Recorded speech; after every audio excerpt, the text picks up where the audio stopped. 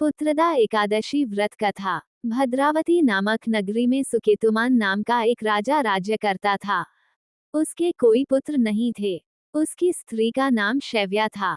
वह निपुत्री होने के कारण सदैव चिंतित रहा करती थी। राजा के पितर भी रो रोकर पिंड लिया करते थे और सोचा करते थे कि इसके बाद हमको कौन पिंड देगा। राजा को भाई, बांधव, धन, हाथी, घोड़े, राज्य और मंत्री इन सब में से किसी से भी संतोष नहीं होता था। वह सदैव यही विचार करता था कि मेरे मरने के बाद मुझको कौन पिंडदान करेगा।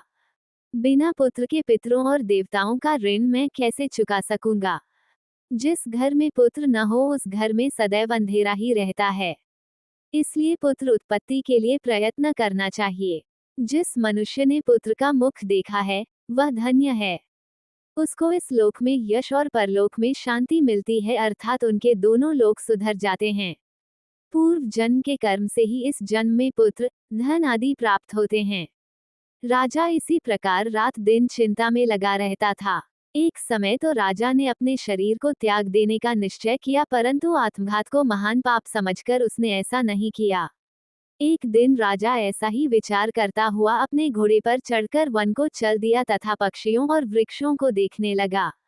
उसने देखा कि वन में मृग, व्याघ्र, सुअर, सिंह, बंदर, सर्प आदि सब भ्रमण कर रहे हैं। हाथी अपने बच्चों और हथिनियों के बीच घूम रहा है। इस वन में कहीं तो गीदड़ अपने कर्कश स्वर में बोल रहे हैं, कहीं उल्लू ध्वनि कर रहे हैं। वन के दृश्यों को देखकर राजा सोच विचार में लग गया। इसी प्रकार आधा दिन बीत गया। वह सोचने लगा कि मैंने कई यज्ञ किए, ब्राह्मणों को स्वादिष्ट भोजन से तृप्त किया, फिर भी मुझको दुख प्राप्त हुआ, क्यों? राजा प्यास के मारे अत्यंत दुखी हो गया और पानी की तलाश में इधर उधर फिरने लगा। थोड़ी दूरी पर राजा ने एक सरोवर देखा। उस सरोवर में कमल खिले थे तथा सारस, हंस, मगरमच्छ आदि विहार कर रहे थे। उस सरोवर के चारों तरफ मुनियों के आश्रम बने हुए थे। उसी समय राजा के दाहिने अंग फड़कने लगे। राजा शुभ शकुन समझकर घोड़े से उतरकर मुनियों को दंडवत प्रणाम करके बैठ गया। राजा को देखकर मुनियों ने कहा, हे राजन, हम तुमसे अत्यंत प्रसन्न हैं। तुम्हारी क्या इच्छा है, सो कहो। राजा ने पूछा, महाराज आप कौन हैं और किस लिए यहाँ आए हैं?